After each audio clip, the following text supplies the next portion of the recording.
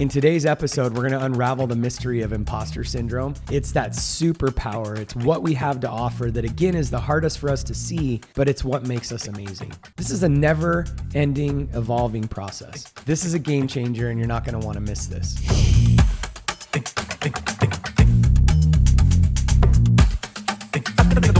Thank you for joining me on the Investing for Freedom podcast. Have you ever found yourself feeling like a fraud in a room full of experts? Do you ever find yourself going to an event or to a meetup or even just having a conversation around a dinner table and you feel like you're not qualified to speak or have a discussion? This is normal human nature, and we need to figure out how to get through it. In today's episode, we're going to unravel the mystery of imposter syndrome and really discover how you can harness your own superpowers to get through that. You need to say goodbye to self-doubt and embrace your true potential. This is a game changer, and you're not going to want to miss this. Again, I want to stress, we all feel this from time to time, and it never ends. I've got some mentors that, crush it on stages.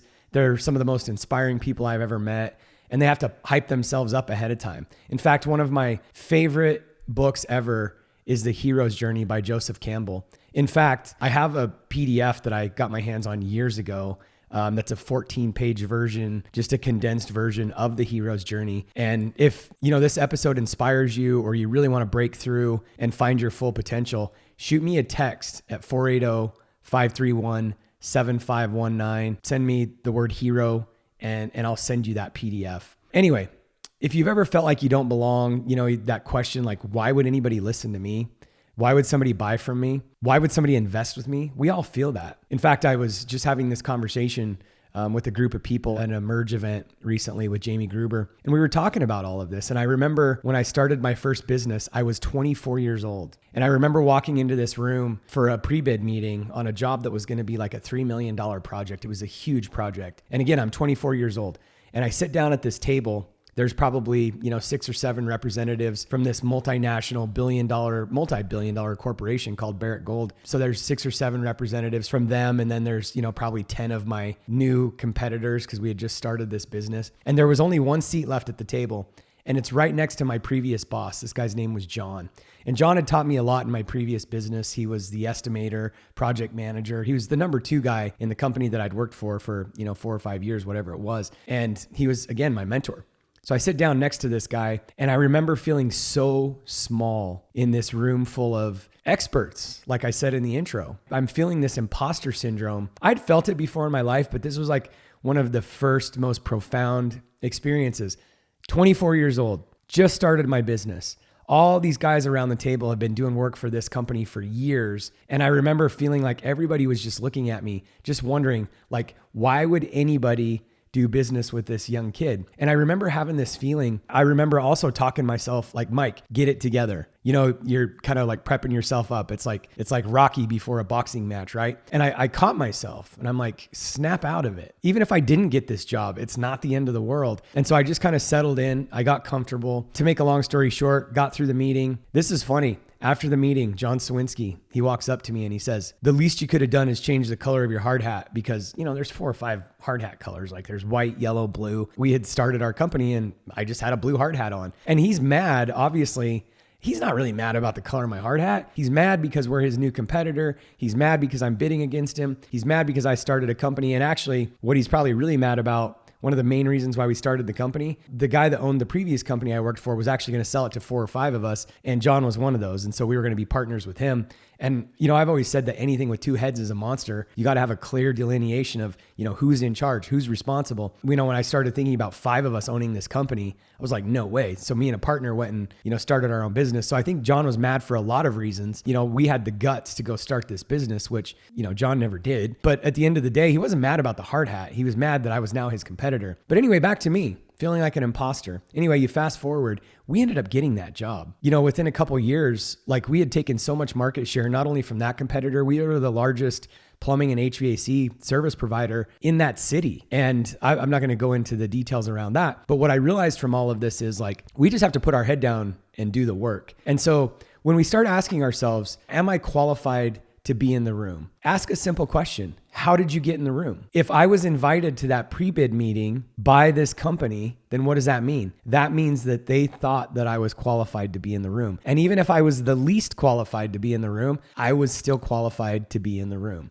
And this is what we have to remember at the end of the day. So, there's a couple other things when I first started raising capital. It brings me back to a point in time when I had first started my business there's actually multiple times with this, but I had first started my business and we were doing pretty well, but we couldn't get a bank loan yet. Usually it takes 2 years of business financials. I had just started and I didn't have a strong personal balance sheet. So we're doing well, but we've got a receivables problem. It's taken some of our clients in the construction industry and some of these big miners and the people we were working for, it's taken 30 days, 60 days, sometimes 90 days to get paid. And so you're floating these receivables. This is something that they don't teach you about. I didn't go to business school. I'm sure they teach you this in business school, but this isn't something that like when people are encouraging you to start your own business that they're just, telling you about. And so I've got these receivables and need some way to float this cash flow. And so I go to a guy that I knew was kind of a private money lender and I was telling him my problem. He was also a great mentor of mine already. So I'm telling him this problem. And so he kind of works me through it, gives me advice. And then at the end of it, he's like, do you want me to extend you, like a line of credit? And I'm like, whoa, you would do that? He's like, yeah. And so we start talking about collateral, like, what do you have for collateral? Anyway, long story short, we get this deal done and he loans me money.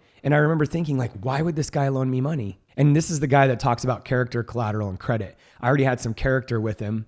I had some collateral, not a lot, but he, took a bet on me. And then there's so many times too where, you're wondering if you're going to get this loan and then they approve you. That's a level of imposter syndrome. I remember the first time asking for seller financing and they said yes. And I was like, wow, why would somebody trust me to do this? I'm pretty new at investing in real estate. And there's all these things. And so if you just pause right now, you're probably already seeing areas in your life that are not just walking into a room of experts feeling like a fraud. There's so many times when we think we're not going to get approved or we think we're not qualified or, we think that why would I get invited to this dinner or how the heck did I get at this table? And the reality is it's our gifts, it's our superpowers that are the hardest for us to see, those primary gifts, because they're so natural to us. I've said this forever and it doesn't make sense unless we're talking in context like this. We don't know how amazing we are because we're us. We spend all of this time in our own head, dealing with our own self-doubt, dealing with that imposter syndrome, knowing all of our,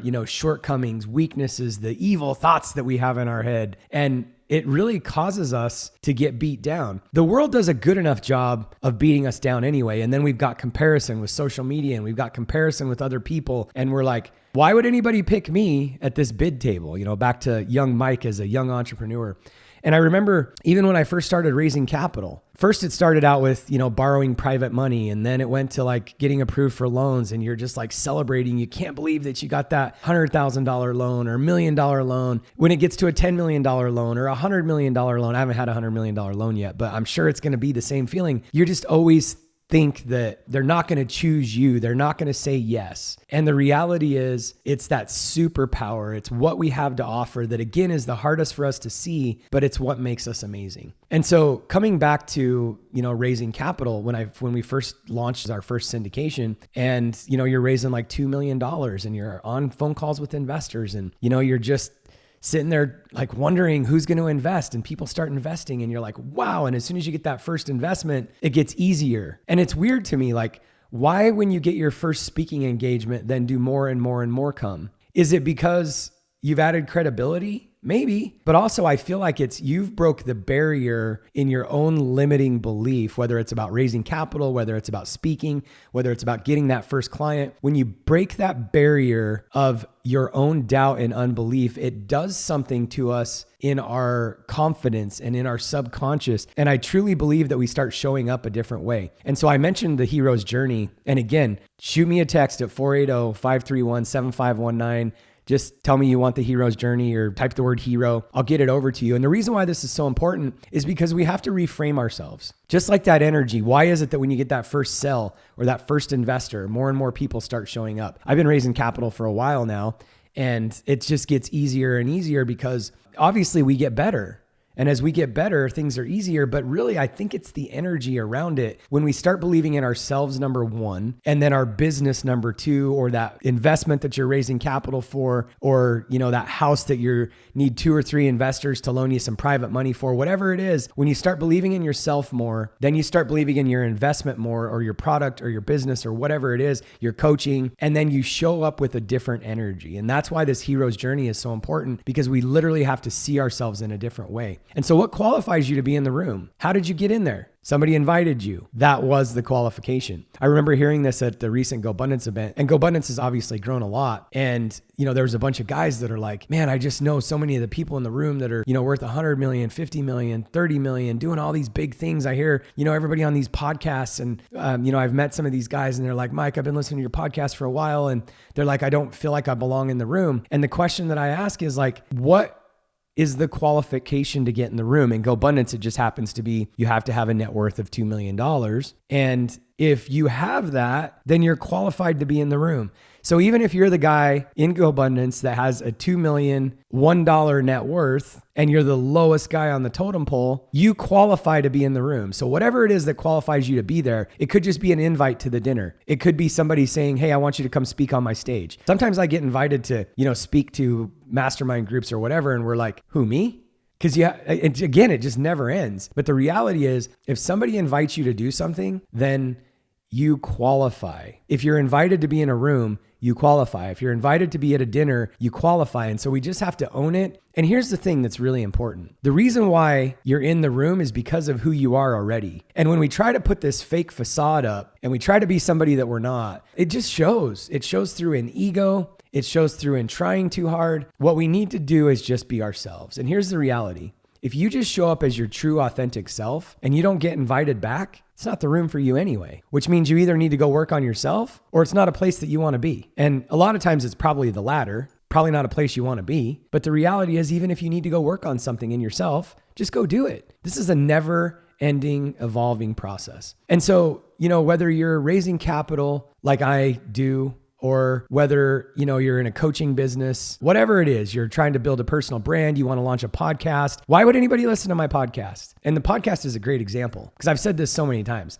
There's podcasts that have 1 million downloads a month, which is crazy. But if you put together a dinner or an event where you were going to speak and 10 people showed up, would you still speak at that event? And I think the answer to that is yes. 20 people, 30 people, whatever the number is. But yet when it comes to a podcast, we're like, oh, I'm only getting, 10 downloads a week or 50 downloads a week or whatever the number is. Well, you have to start somewhere. Tony Robbins didn't start speaking to a room of 30,000 people. He started, having these little small meetups and talking to one. And the reality is, if you could just change and impact one life, you would probably do it. But when we start thinking about podcasts or whatever it is that we really want to get moving on, we want to see, again, 30,000 people or 20,000 downloads a month or whatever the number is. By the way, it's great to have goals because we all want to grow our reach. But the reality is we've got to start somewhere. And so why would someone listen to you? Why would somebody invest in capital with Mike or John, or, replace John with your name? Why would somebody buy your coaching program? Why would somebody listen to your podcast when Tony Robbins has a podcast and Alex Hormozi has a podcast, or Alex Hormozi has a coaching program? Well, here's the thing,